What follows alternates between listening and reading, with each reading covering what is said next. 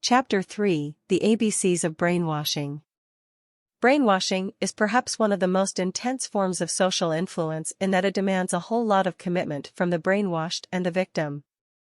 Brainwashing, also referred to as mind control, thought reform or coercive persuasion, is not a technique that can be applied on a one-off basis with results. It requires consistent input from the manipulator up until the point where they are able to break down the victim to their desired results. More likely than not, you've heard someone described as brainwashed. You may even have used the term yourself to refer to someone who expressed opinions that seemed too brazen to be true, that is obviously not their own. While many people will often use this term loosely in everyday conversation, the full extent of this manipulation method is something that can only be understood after acknowledging all facts about it. First things first, many manipulation methods, or social influence methods if you prefer, rely on particular approaches to achieve intended results. There is the approach of compliance where you make a subject do something without really caring about their underlying ideas or beliefs. Then there is the persuasion approach that seems to make someone do something by targeting their beliefs or attitudes. For instance, a manipulator might try to tell you that doing something will help you feel better or become more successful. In other words, they are trying to convince you to adopt a different attitude about yourself or your life. Lastly, there is an approach that is referred to as the propaganda method or education method if you like. This approach aims to get converts by showing them the error of their past ways and introducing them to better ways and beliefs. It's similar to walking up to someone and showing them that everything they have ever believed in up until that point has been a lie, while making them think that you are the sole bearer of the ultimate truth. The reason why brainwashing is so powerful and difficult to undo is that it combines all three approaches. It is often near impossible to convince anyone that has been brainwashed that they are actually brainwashed. In the modern world, brainwashing is a daily affair. The media is a particularly nasty culprit as far as brainwashing goes. Since time immemorial, or at least since the invention of the newspaper and television, media houses have been in charge of disseminating information at their own discretion. The media decides which tone to set for various social, political, and economic topics across the board.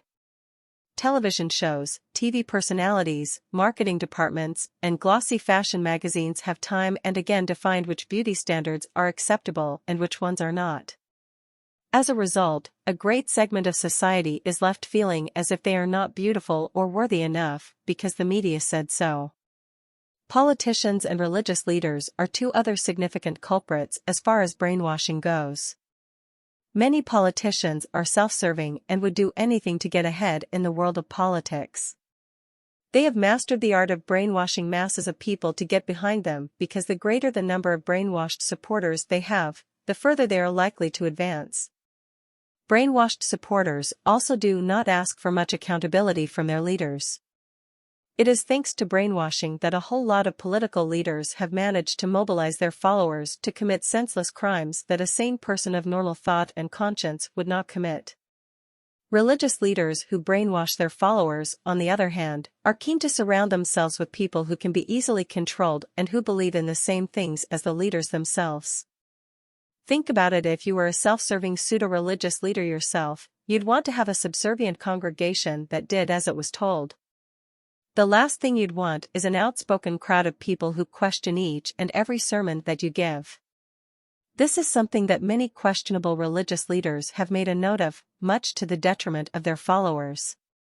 Perhaps some of the starkest reminders of effects of brainwashing in the religious spheres are the multiple mass suicides that have occurred, as congregants seek to reach for the afterlife at the instruction of their religious leaders.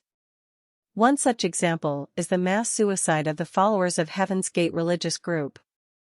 Led by Marshall Applewhite, Heaven's Gate group believed that their deaths would help them get on a spaceship that would take them to the other world. This belief was brought on by years of brainwashing by a man who believed himself to be Christ's representative on earth. Besides Heaven's Gate, there have been numerous other incidences where groups of people have been convinced to take their lives because of one religious belief or another. Even when they are not convincing congregants to take their own lives, some religious leaders can brainwash their followers in other often harmful ways. Perhaps one of the questions to come to mind when you hear of such events in history is this: how can a person be so gullible and trusting of another person to the extent that they follow them so blindly? The answer is simple: brainwashing strips you of your identity and makes you conform unquestioningly to the will of another. In fact, breaking down your victim's identity and making them question everything they ever knew about themselves is the very first step of brainwashing. The 10 steps of brainwashing. As earlier noted, brainwashing is not a one-day event. Often, it takes years of hard work to brainwash a person completely.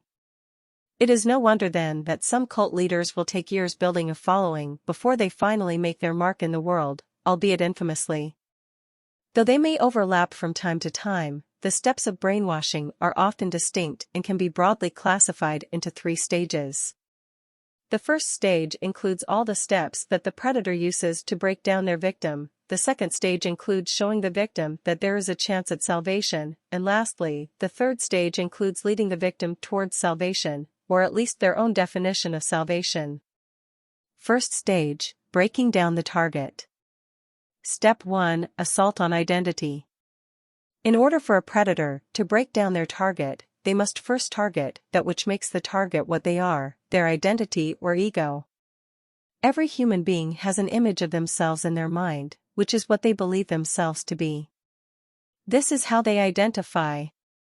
You can have multiple identities. You could be a career woman and a mother. You could be an astute businessman and a father. You could be a struggling college student. You could be a Christian. There are endless identities that you can choose from. This identity is your answer to the statement, "Tell me a little about yourself." Take a moment and think about your identity as a person. What/who are you? Suppose you woke up one day and someone told you that you are not what/who you think you are. How would you handle hearing that? If this is something that was mentioned in passing, you'd probably brush it off and move on with your life. Or perhaps you'd think about it for a couple of minutes or hours, and maybe get upset for a while, but eventually move on. Now suppose someone came to your house every minute of every day to tell you that you are not the person you believe yourself to be. How would that make you feel? If this persisted over weeks or even months, you'd probably be out of your mind at the end of it all. You'd be disoriented and left wondering where to draw the line between reality and fiction. If you had previously thought of yourself as a good writer, you'd start doubting it. If you believed yourself to be the biological father of your children, you might start questioning it. If you grew up thinking you were a good Christian, hearing contradicting reports on a daily basis would make you start to believe that perhaps you are not. The first step of the brainwashing process is where all the dirty work begins to take root. A person who has had the ugly seed of doubt planted in them is vulnerable to manipulation. As human beings, we like to believe the best of ourselves. Moreover, we like to have other people believe the best about us. Yes, there are people who do not care for the validation and approval of others. This is admirable and should be something we all work towards. But at the end of the day, the person who goes to bed believing they are the worst of the worst, thanks to other people's feedback, sleeps more restlessly. Of course, having high self-esteem and a solid sense of self protects you from the predators looking to prey on you, but that is a topic for another chapter. The outcome of the first step of brainwashing is a full-blown identity crisis that the predator can prey on for the purposes of the second step. Step 2: Guilt tripping. Guilt may be a useless emotion, as it has been called, but it is also a very powerful emotion. Guilt can make you promise things that are out of your scope as a person. Guilt will have you staying up at night wondering why you are such a horrible human being when in fact you are not. The power of guilt is constantly being harnessed by the human predators around us. The second stage of brainwashing works this way: the brainwasher has already convinced their victim that they are not what they have always thought themselves to be. The victim is hence in a state of confusion as they seek to answer the identity question for themselves. That is, if they are not a good person, then who are they? At this point, the predator swoops in and starts taking them for all the guilt trip of their life. When you are unsure of who you are, it can be very easy to believe every lie that you are fed about yourself. A brainwasher will make statements that convince their victim that they are essentially a bad person, regardless of the context that this adjective is used. For instance, a brainwasher might try to convince a young mom that they are a bad person and a bad mother because they have agreed to vaccinate their kids or prefer the bottle to the breast. A predator will take every opportunity to remind the victim that they lack in a specific field or in all fields of their lives, and that the only way to redemption is to listen to and accept what the predator has to offer. The predator is merciless in their attack on the victim because the end goal is to break down the victim to the point where they are helpless and completely free of their authentic self-image and identity. Steps 3 and 4: Self-betrayal and breaking point. Most people are fiercely loyal to themselves. They will defend themselves and their actions and fight to have their voices heard. Even those people who are unable to stand up for others are often able to stand up for themselves. A brainwashed person is the complete opposite. After constantly being bombarded with messages of being the opposite of what they have believed themselves to be, brainwashed persons have no problem denouncing themselves and everything else attached to them. These include their relatives, friends, belief system, and any other associations that they might have that connect them to their old identity, which the brainwasher has evaluated and found severely lacking. There are certain reasons why a brainwashed person easily finds themselves in this step and unable to fight back. For starters, they have already gone through the first 2 steps and come out feeling disoriented and drowning in doubt and guilt. More often than not, they do not have the energy to fight back.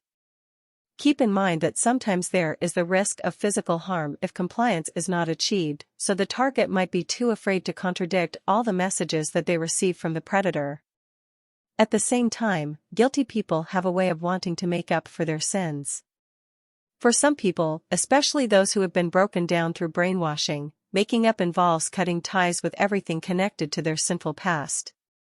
Unfortunately, what often happens is that the victim is often left in an even worse place after they have disowned their friends, relative, and belief system. The shame and guilt they felt before increases. After all, they are now a traitor, and the fact that they could not be loyal to their circle is proof enough that they are as bad a person as the predator surmised. It is quite easy to see that brainwashing is psychological warfare that aims at tearing down a person to the point where they are unable to think coherently and independently. It is all-consuming and exhausting, and victims often have a really difficult time extricating themselves from the jaws of their predators, especially if they make it through the other stages of the brainwashing process. Second stage: dangling the carrot of salvation. Step 5: the olive branch. After the first 3 steps of brainwashing described above, a brainwashing victim is often feeling so terrible about themselves that they are looking to redeem themselves at whatever cost. The victim is often in a poor mental state and suffering from a low self-image. They have lost their former sense of identity and will clutch at any straws that are offered for the sake of feeling something again.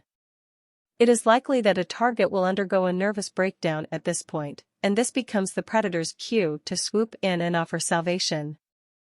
After breaking down their target for a sustained period of time, the manipulator will often extend an olive branch so that the target can fall into the trap of believing that there is some light at the end of the tunnel.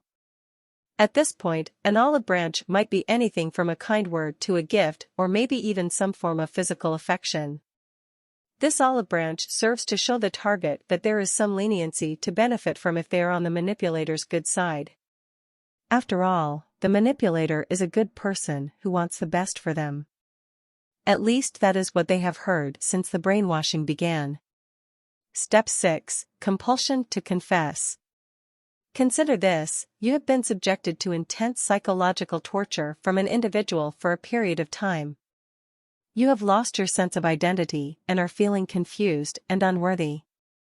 You are nearing a nervous breakdown or have already undergone one and cannot make head or tails of any aspect of your life. You have been living in isolation after denouncing your social circle and cannot remember the last time you had a proper meal. Then this individual shows up at your doorstep one day, carrying a steaming pot of coffee and freshly made muffins. They say they just want to talk. You let them into your home. You cannot believe it. This is the only kindness you have received in the longest time. What do you think will be your reaction to this unexpected kindness from your former abuser? More often than not, you will feel a sense of indebtedness. Human beings like to reciprocate kindness for kindness. When someone does something nice for you, it is human to want to do something nice in return. For a brainwashed person, the need to pay back is even greater because they feel that they must also pay for everything that they are wrong about, at least as per the gospel of the brainwasher. As such, the brainwashed party will be more than eager to offer back some form of kindness. In their tortured minds, this kindness will often be in the form of a confession. Typically, the predator will offer the option of a confession as a way of getting paid back. Step 7. Guilt channeling. After weeks and months of being told that they are wrong about everything, a brainwashed victim is often riddled with so much overwhelming guilt that they really have no room for any other emotion. The target has been bombarded with so much psychological torture from the predator that they are not even sure what they feel most guilty about. The victim just knows that they are guilty of something. In this confusion, the manipulator swoops in and convinces them that the guilt is because of all the wrong things that they have previously believed in. In other words, the predator channels the guilt to the belief system. The victim now starts to associate the guilt and the burden of dealing with the guilt with their belief system. The predator is, in essence, making their victim learn to associate all the bad feelings with their past, while at the same time making them believe that there is the chance of being redeemed and feeling better if they choose alternative beliefs. Step 8. Release of guilt. At this point, the victim is feeling a little bit relieved to realize that he is not inherently wrong, rather, it is his beliefs that are wrong. By dissociating himself with his beliefs, he can be right again. He releases his guilt by giving up everything and anything that is tied to his wrong beliefs, including those closest to him. He confesses the errors of his past ways and is ready to take up the new belief system that is offered by the brainwasher. Third stage, the rebuilding of the brainwashed self. Step 9. Progress and harmony. At this point in the brainwashing process, the target is eager to redeem themselves and look good in the eyes of the brainwashed. As such, they will begin to rebuild a new identity that is based on the belief system offered by the manipulator. After going through the suffering and torture of the earlier stages of brainwashing, the victim is convinced that their old belief system will only bring them pain and guilt. They are happy to be rid of the old self and replace it with a new self, which is their safe haven from all their past and present suffering. Step 10. Final confession and rebirth. After accepting the new belief system, the victim often feels a sense of relief to be done with their past and all associated suffering. They will cling onto their new identity like the proverbial last raft on a sinking ship because this is the only peace they have known in a long time. At this point, the brainwasher has successfully managed to gain a convert and might even hold a ceremony to welcome the new convert into the sacred inner circle. It is common for most victims to be completely isolated from their families at this point. They will have gotten it in their minds that they are now different people who must not associate with the bad things of their past. It is typically near impossible to convince a brainwashed relative who has gone through these 10 steps that they have been brainwashed. The damage that has been done at this point is so immense that a do-over is an uphill climb. Professional help may be sought to save a loved one who is brainwashed, but it is never a guarantee of success. A simple way to describe how the brainwashing process works are as shown in the table below. Steps of brainwashing. Message to the target. Intended outcome. Step 1. You are not who you say you are. Self-doubt. Step 2. You are a bad person. Guilt. Step 3. You need to agree with me that you are bad. Intimidation and guilt. Step 4. You are completely unaware of what you are. Confusion and disorientation. Step 5. I can save you. Loyalty to brainwasher. Step 6. You can save yourself. Compliance. Step 7. This is why you are suffering. Blaming the belief system. Step 8. It's not you, it's what you believe in. Exoneration. Step 9. If you want to feel better and be better, choose well. Indoctrination. Step 10. You are now good. Acceptance and relief. Figure 1, table illustrating the 10 steps involved of brainwashing. Source, Robert J. Lifton. The 10 steps of brainwashing are credited to Robert J. Lifton, an American psychiatrist and pioneer of thought reform studies. Lifton interviewed prisoners of war and wrote about the psychological effects of the experiences they had undergone. What makes a person susceptible to brainwashing? What makes one person more vulnerable to brainwashing than the next person? Have you ever wondered why some people seem to be recruited into radical cults more easily than others? There are reasons for this. There are some people who through one reason or another have a weak sense of identity. A person is not born with an identity. Self-identity is something that develops over time as a baby grows through childhood and into adulthood.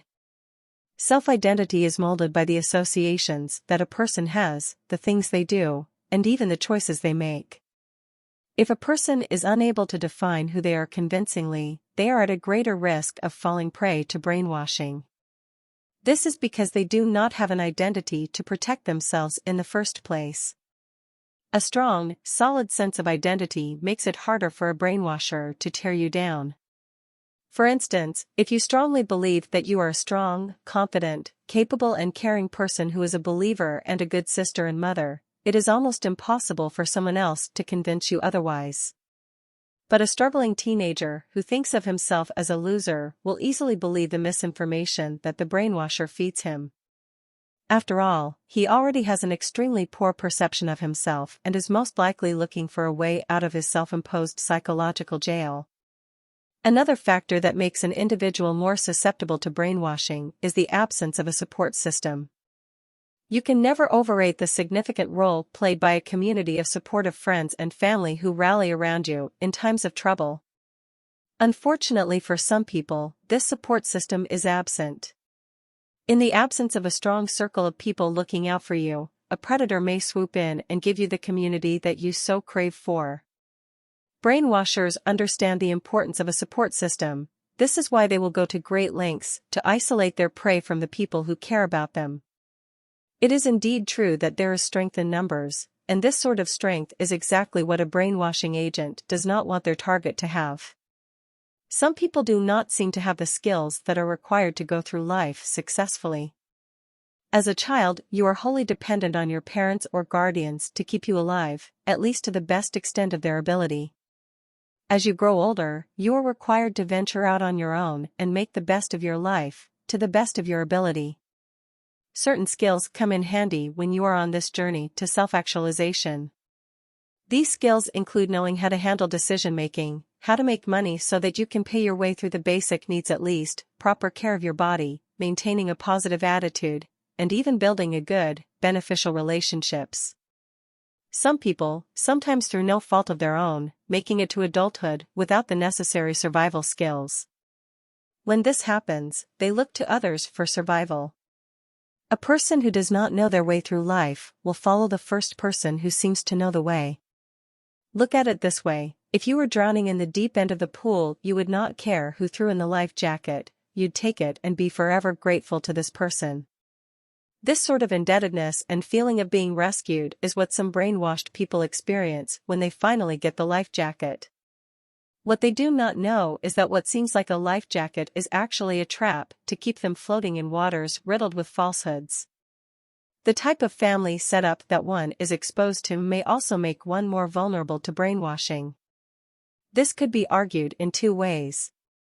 First, a child that is neglected will often gravitate towards the first person that shows interest in them. After all, they are used to getting scraps and will do anything for a full meal, so to speak. Secondly, if a child grows up in a family that is eccentric in their beliefs and behaviors, that a child is at a high risk of being brainwashed. After all, they have grown up experiencing things that are outside of the norm. What is one more thing? Persons who are living in difficult socioeconomic conditions are also at high risk for brainwashing. A person that can barely afford a meal a day is often not in the best frame of mind to choose well for themselves. On top of this, the promise of a better life may be used to entice them into a belief system of the brainwasher's choice. Some extremist groups, for instance, have been known to recruit youths from economically disadvantaged backgrounds with the promise of economic rewards and recognition. For a young person who is used to being invisible economically and otherwise, such a reward is worth all the misinformation that they may be subjected to, albeit unknowingly. Protecting yourself against brainwashers. Predators who are looking to control your mind walk the same streets that you do and probably live on your block as well. While some attempts at brainwashing may be apparent and easy to detect, others are more subtle. As such, it is possible to be sucked into the process while unaware. The important thing is to remain alert to any signs of abuse and manipulation and always to second-guess everything that you hear. In short, go through life with the proverbial pinch of salt to season all the information that is shared with you. Besides having a healthy dose of skepticism, there are other ways that you can protect yourself. Remain aware of your vulnerabilities. However smart you may think yourself to be, always remember that the mind is prone to making mistakes in the way it processes things. Once in a while, your mind might get sloppy and make you vulnerable to being controlled by external forces. Remember also to watch out for the people who matter in your life who are especially vulnerable on the basis of how their minds work. The elderly and the very young, for instance, are ripe candidates for brainwashing thanks to the naivete brought on by inexperience and being out of touch with modern brainwashing scams. Watch out for spun tales. A person can dress up truth to the extent where it becomes a blatant lie. The media is particularly guilty of this. There is a wise person that said that news is when a man bites a dog and not when a dog bites a man. In a bid to show that the man bit the dog, news outlets are always looking to sensationalize what they report. A media company might carry out a quick poll of 10 men living in Indiana and then report it as a survey of American men in the Midwest. Hardly a representative sample, but it packs a greater punch this way. Always be aware of the element of exaggeration and whenever possible, ask for sources to be cited for every claim that you come across in the media. Don't believe the hype. Have you ever noticed that the things that receive the most hype are often overrated? Many marketing gurus have mastered the art of passing off their products and services as the best in the market when, in fact, they are not. Before you believe all the hype created about a person or product, take a moment to consider why the said entity requires so much advertisement if they are as good as they claim to be. A thing of value does not require announcing because people will naturally flock to it. Today's world is particularly invested in the hype, especially since it has become so much easier to disseminate information, false and otherwise. A person just needs to write an article or create a video that will go viral. Before you know it, there is an individual at the other end of the world that believes that a certain individual or product is the solution to all their problems. Be wary of groupthink.